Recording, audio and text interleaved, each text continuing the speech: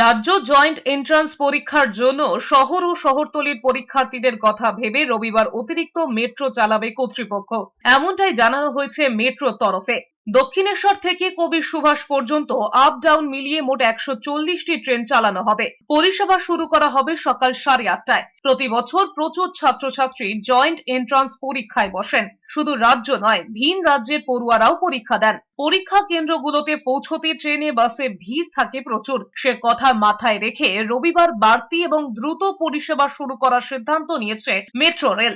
অন্যান্য রবিবারের মতো দমদম থেকে কবি সুভাষের দিকে শেষ মেট্রো ছাড়বে রাত 9:40। কবি সুভাষ থেকে দক্ষিণেশ্বরের দিকে শেষ মেট্রো ছাড়বে রাত 9:27।